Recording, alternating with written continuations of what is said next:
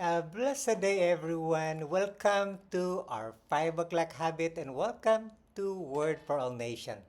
Once again, this is your host, Norman Tolorio, and it is my joy to continue on our topic on our series from barrenness to fruitfulness.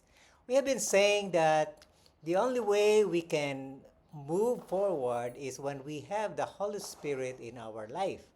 And I remember that to access the Holy Spirit, we have to have the Word of God. Jesus put premium on the Word of God by saying, "Man does not live by bread alone, but by every word that comes from the mouth of God." That is Matthew 4:4 and Luke chapter 4, verse 4. So, what are we saying here is that the Spirit comes from the Word of God. We discover the power and the working of the Spirit in our life by having access to the Word of God.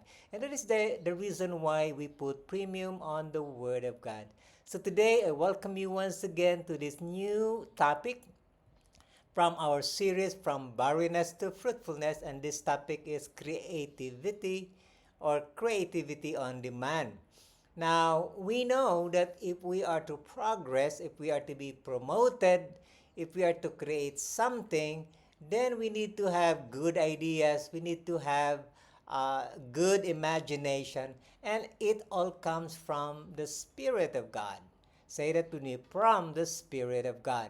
So, this title gives us an idea that creativity is in demand or on demand. Now, when we are working in a particular company, the only edge we have is when we have creativity.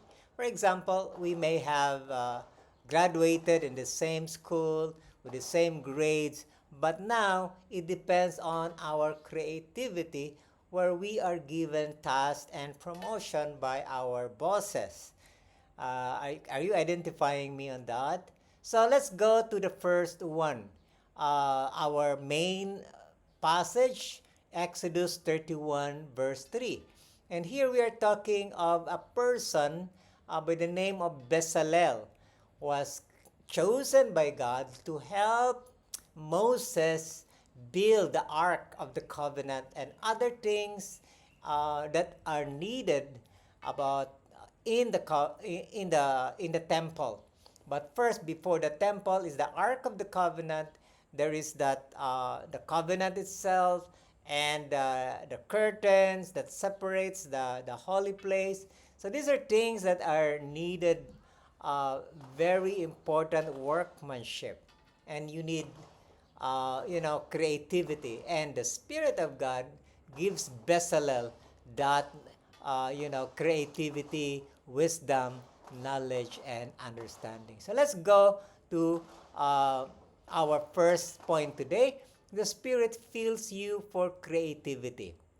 As I already mentioned, Exodus 31:3, God has chosen and given Bezalel, wisdom, knowledge, and understanding. How? By the Spirit of God. Now let's read that. And I have filled him, Bezalel, with the Spirit of God in wisdom, in understanding, in knowledge, and all manner of workmanship. Now this is very loaded. Okay, wisdom is, application of knowledge. Understanding is understand how things work.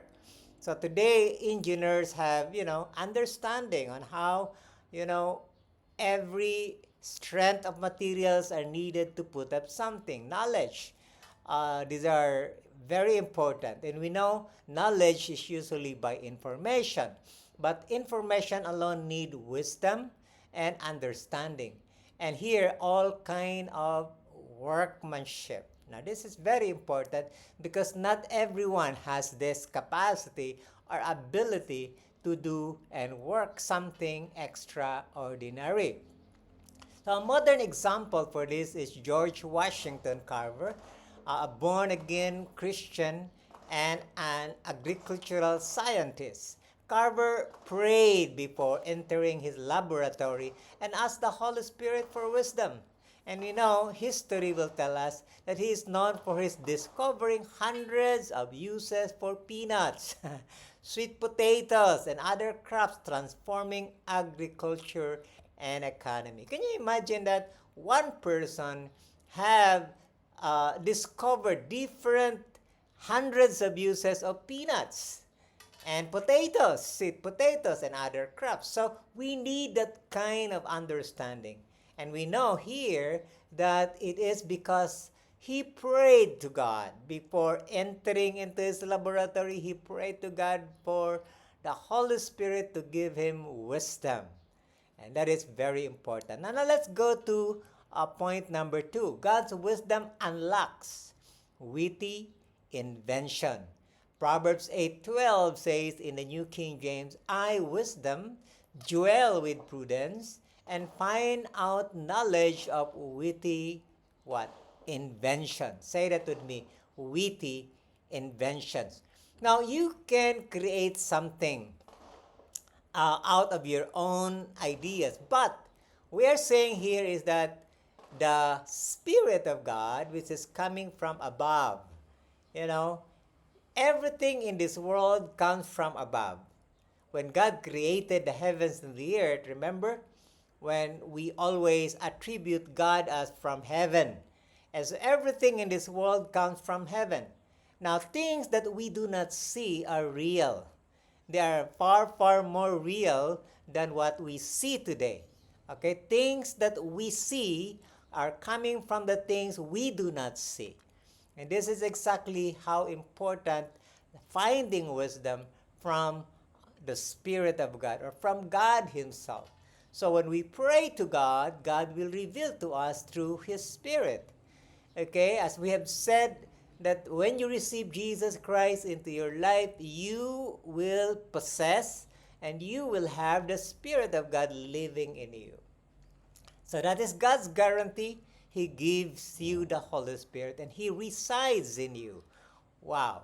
And that gives you an edge. That gives you an advantage over other people who do not have the Spirit of God.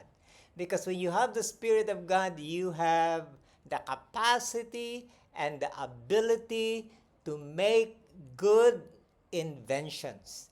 Inventions that will stand out. Now, in history, we know a lot of people who are believers. Okay, they are the one leading invention. For example, Thomas Edison.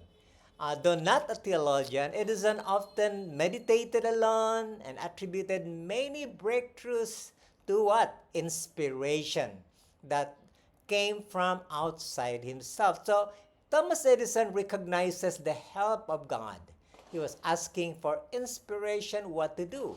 And we know that he invented the light bulb after thousands and thousands of, failed attempts. No, actually, failure here, he does not consider that as a failure. He considered that as steps that did not work. Say that with me, steps that did not work. Others, Thomas Edison does not have in his mind the word failure. He does not have it in his vocabulary.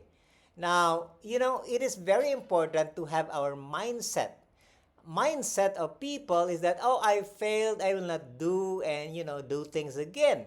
But as far as Thomas Edison, there is no such thing as failure. Say that with me. There's no such thing as failure. It is only there are things that does not work. Okay, he once said genius is 1%, inspiration is 99. 1% genius is 1% inspiration and 99% perspiration. Ibig sabihin, we have to work to make things happen. Yes, you have inspiration, but you have to work the 99%. And that is, a lot of perspiration that we have to undergo. So again, it is very important that we have to have inspiration and it comes from God. Even the Word of God. The Word of God was written by the inspiration of the Holy Spirit. And that is very important. We can go deeper on that on our future broadcast. Now, number 3 point is the Spirit reveals hidden ideas. Say that with me, hidden ideas.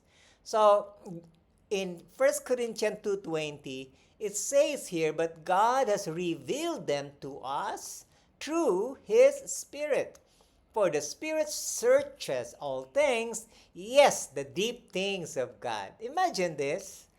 Wow. The, only the Spirit can search all things. Say that with me. The Spirit searches all things, and He reveals that to us. So, as I have said, you have the advantage when you have the Spirit of God living in you because He searches it and reveals it to you. Okay, so that is an advantage. Say that with me. That is my advantage because I have the Spirit of God. So 1 Corinthians 2:10 is very powerful, telling us that God revealed things to us that are hidden. Ideas that we do not see or others do not see, you will see it. The only thing we need to do is we pray and say, Spirit of God, give me understanding, give me wisdom, and give me knowledge to create something that I can contribute to the whole world. I believe someone said that you have something in you that is a solution to the problem of the world in your present generation. If you say you believe that, say Amen. I believe that. Type Amen in our text box. Say Amen. I believe that I have a solution to the problem of the world in today's generation. Only you have that coming from the Spirit of God. And so our example for this is by the name of Amy Simple MacPherson, a spirit-filled evangelist and media pioneer. Amy used radio broadcasting, theatrical illustration, and created storytelling to preach the gospel in the early 1990s, okay, or 1900s. So because of that, her spirit-inspired creativity built the foundation for modern Christian media. So the forerunner of media in 1900 is this evangelist Pearson. And we get the idea now. Now look at our churches today. We have a lot of media platform that can create a very powerful, impactful messages. You see, very short messages in seconds, and yet we give the truth to people. And people just receive the truth in a very creative way. So once again, I would like to say that when we are stuck, when we are not moving forward, there is an answer to that, and that is the Spirit of God living in us. Now, if you're one who is wondering, I want that, I don't have it, I am not moving forward. So you can pray this prayer with me and say, Father, I thank you for your Son, Jesus Christ, who died on the cross for my sins, buried, and on the third day rose again and gave us the Holy Spirit. I believe that. And now I receive Jesus into my life. And thank you, Lord Jesus, for giving me the Spirit of God that I may be able to break any barrenness in my life, any deadness in my life. I am moving forward. I am creative. And I am able to create and give something, a solution to the problem of the world. Thank you so much.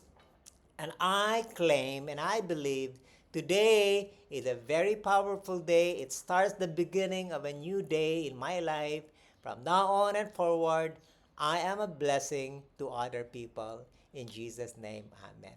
Thank you very much for joining us today and see you next broadcast. And here is our announcement.